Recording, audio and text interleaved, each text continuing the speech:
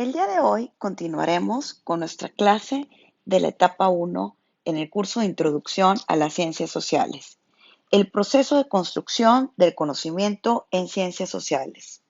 Estaremos abordando, por estar relacionados, el tema 1.4 y el 1.5, acontecimientos históricos que contribuyeron a la construcción de las ciencias sociales, sus inventadores, así como las aportaciones ideológicas de los pensadores que dan sustento al estudio de las ciencias sociales.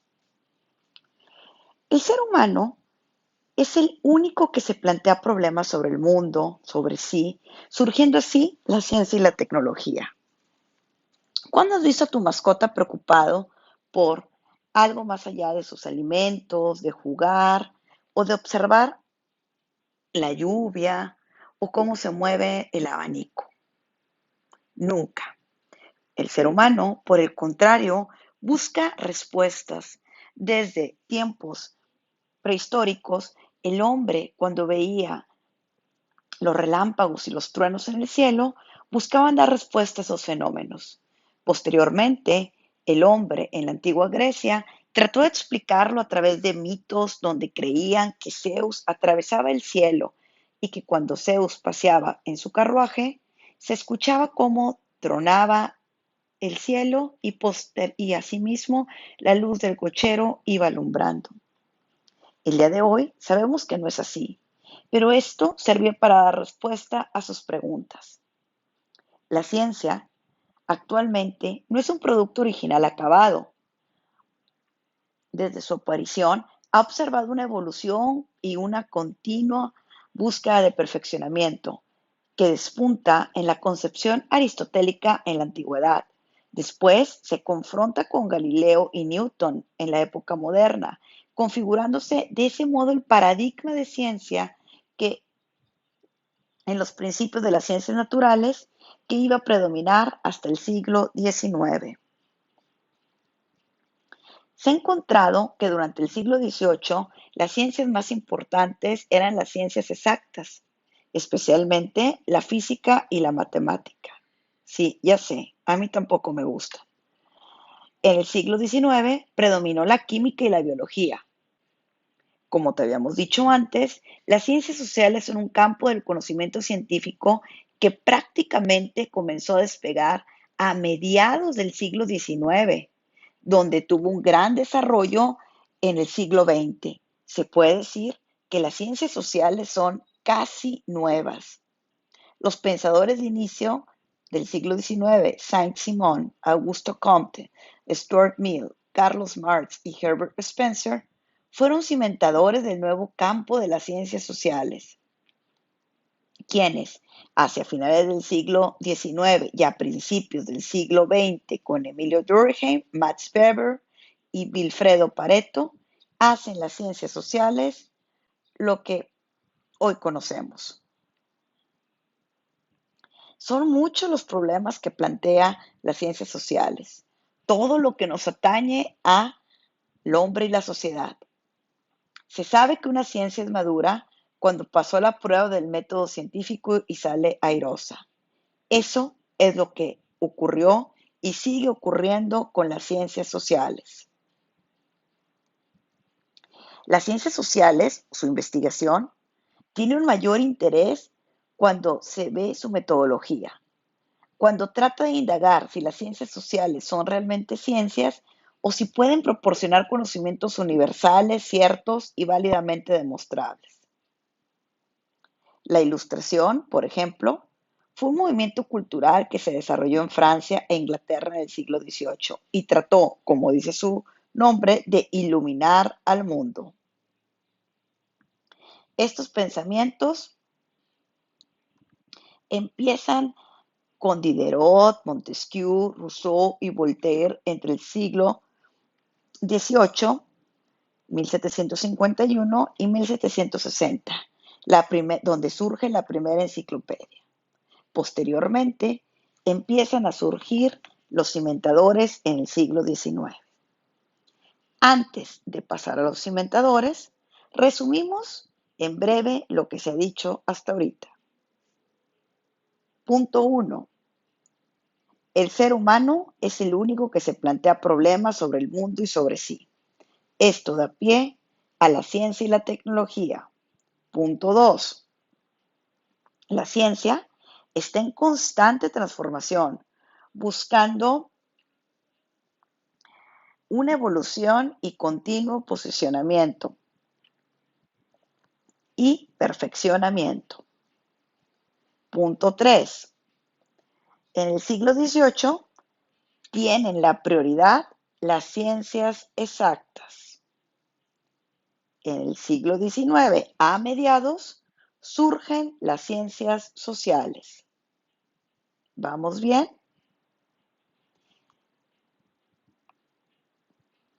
Los principales inventadores de las ciencias sociales.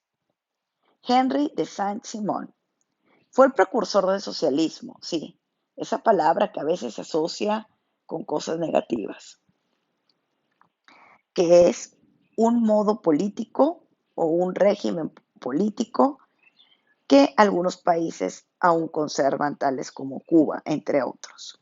Su gran objetivo consistió en reorganizar la sociedad sobre las bases de la ciencia y la industria para obtener una sociedad sin clases, la utopía o sueño del socialismo.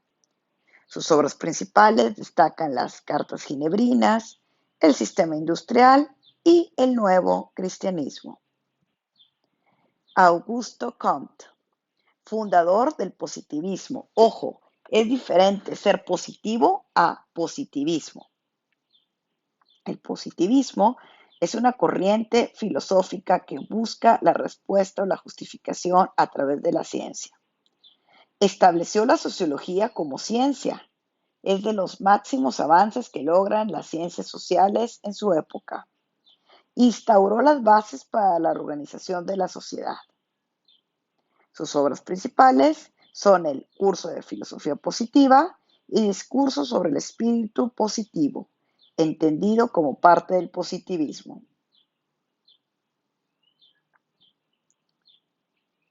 Joan Stuart Mill hizo grandes aportaciones a la economía.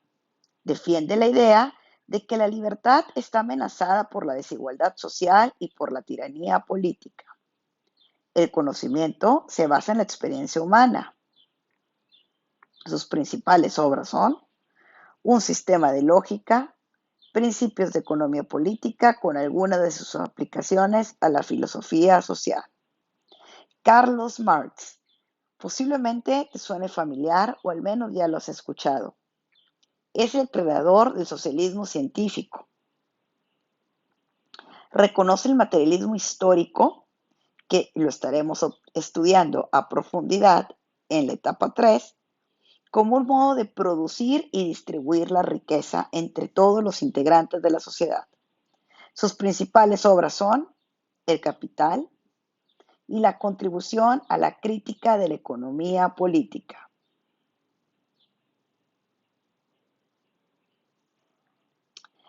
Herbert Spencer tuvo grandes aportaciones al naturalismo, la sociología y la antropología. Estableció el darwinismo social y fue uno de los más reconocidos positivistas. Concibió la sociología como un instrumento dinámico al servicio de la reforma social. Sus obras principales son la Sociología descriptiva y los Principios de la ética. Emilio Durkheim, pionero de la sociología moderna. Los métodos científicos deberían de ser aplicados a los estudios de la sociedad, de acuerdo a Durkheim, quien buscaba descubrir no solo las causas de los hechos sociales, o sea, de la forma como nos comportamos en sociedad, sino su función en la vida social. ¿Por qué comes en la mesa? ¿Por qué traes zapatos? Bueno, eso forman parte de hechos sociales. ¿Y de qué manera sirve esto para la sociedad? Sus obras principales, la educación moral y la división del trabajo social. Aunque aquí no aparece, te diremos que él también es el primer creador de un método específico para la sociología. Y por último, Vilfredo Pareto, Obtuvo grandes logros en sociología y en economía. Perfeccionó la teoría de equilibrio de Walras. Buscó una función de bienestar exenta de juicios de valor. Entre sus obras principales nos encontramos con La transformación de la democracia y Tratado de Sociología General. Max Weber, fundador de la teoría social comprensiva. La ciencia social es un medio para la modernización y la racionalización de vida. Sus obras principales, Sociología de la comunidad y la ciencia como vocación y política como vocación. Hasta aquí. ¿Va todo claro? El tema que acabamos de ver se encuentra en las páginas de tu libro 18, donde comienza el 1.4, 19, 20 y 21. Tema 1.5. Las aportaciones ideológicas de los pensadores que dan sustento al estudio de las ciencias sociales. Para ello, estaremos viendo 5 eventos o corrientes que han marcado la historia de las humanidades en ciencias sociales.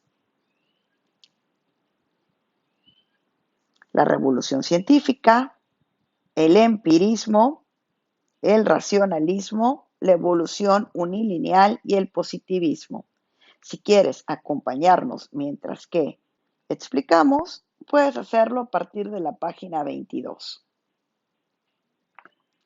La revolución científica logró un cambio de paradigma de la era de la especulación y la deducción a la era de la experimentación y la comprobación de la ciencia pura. El filósofo norteamericano Thomas Kuhn definió a las revoluciones como el momento en el que una comunidad dedicada a una práctica como la física, las matemáticas o astronomía cambia sus postulados o puntos de vista, con lo que su objeto de estudio se va contextualizando.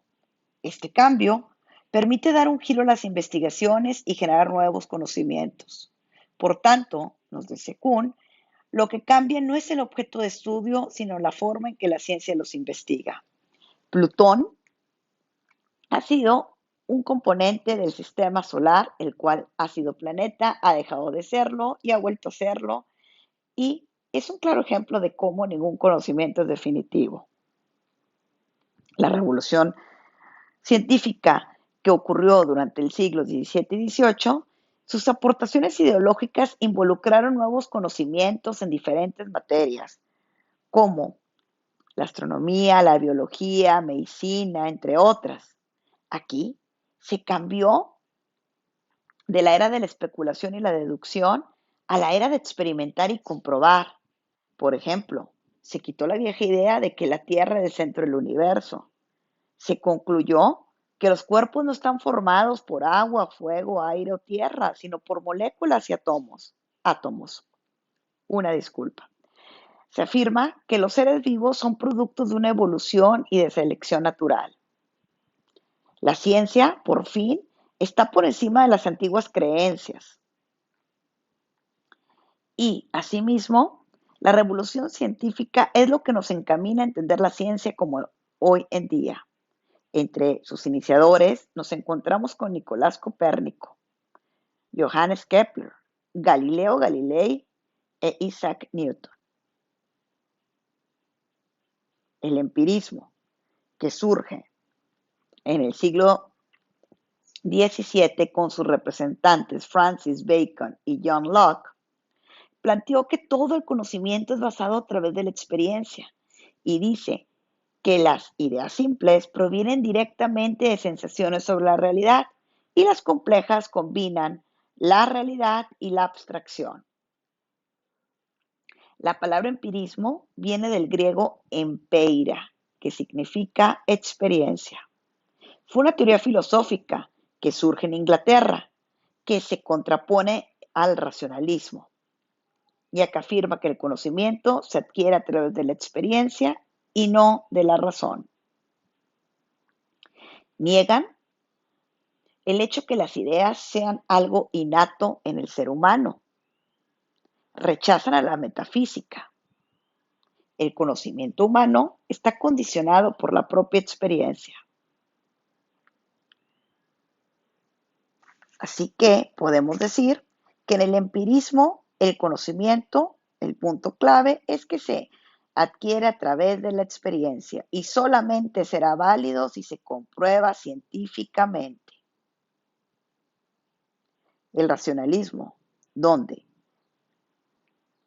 lo más importante para adquirir el conocimiento es la razón, se contrapone al empirismo como mencionamos anteriormente, y es el único camino para alcanzar la verdad de acuerdo a ellos. Dentro de los racionalistas, que nos encontramos a René Descartes, precisamente padre de la metafísica, a Baruch Spinoza y a Immanuel Kant, nos dice que es esa actitud filosófica de confianza en la razón, las ideas o pensamiento, no importa la experiencia, que puede servir de fundamento. No obstante, hay algunos ultras que no lo creían así. La palabra racionalismo viene del latín ratio, a diferencia de empirismo, que viene del griego empeira. Ratio significa razón. Hasta aquí. Sus aportaciones ideológicas más importantes es que la razón es el único medio para alcanzar la verdad. No habla de conocimiento, sino de verdades absolutas. La mente de las personas posee cierto número de ideas innatas o naturalezas, así como un teléfono celular que trae configuraciones de origen, y a partir de ahí construye su conocimiento. ¿Vamos bien? Eso espero. Luego nos encontramos con la evolución unilineal, la cual sostuvo que la humanidad se fue transformando poco a poco de ser una barbarie a una civilización, que la costumbre y los hábitos se convierten en procesos evolutivos. Entre ellos destacan Carlos Marx, ¿sí?, al que mencionamos anteriormente, con el materialismo histórico, Carlos Darwin con la teoría de la evolución y Edward Burnett Tylor. Por último, positivismo. Con el positivismo es un sistema de filosofía basado en la experiencia y el conocimiento empírico de los fenómenos naturales, en el que la metafísica y la teología se consideraron conocimientos imperfectos e inadecuados. El término se utilizó por primera vez por Augusto Comte, pero algunos conceptos no son de él, sino que fueron originales de David Hume, Saint-Simon e Immanuel Kant, ya que este paradigma se utilizó desde el siglo XIX. Se relacionó estrechamente con el avance de la ciencia. En otras palabras, el positivismo expone que la realidad es medible y cuantificable. Le interesan los hechos y no las causas. Señala que el método científico permite profundizar y obtener información valiosa y confiable. El máximo representante, como lo mencionamos, es Augusto Comte. Hasta aquí hemos terminado la unidad 1. Te invitamos a que leas atentamente el tema 1.4 y 1.5. Subraye las ideas principales. Asimismo, a manera de repaso, contestes la página 21 de tu libro de texto. Puedes utilizar a manera de repaso o de gráfico de recapitulación aquel que aparece en la página 25. Al término de esto, tu maestro dará un tiempo para dudas si así lo considera necesario o algún video adicional que en 1 minuto o menos te pueda explicar o resumir aquello que se ha visto. Te sugerimos que leas y subrayes. Gracias por la atención prestada hasta esta etapa. Estamos listos para empezar a prepararnos para nuestro examen parcial que incluirá toda la etapa 1. Gracias por tu atención. Que tengas una excelente tarde.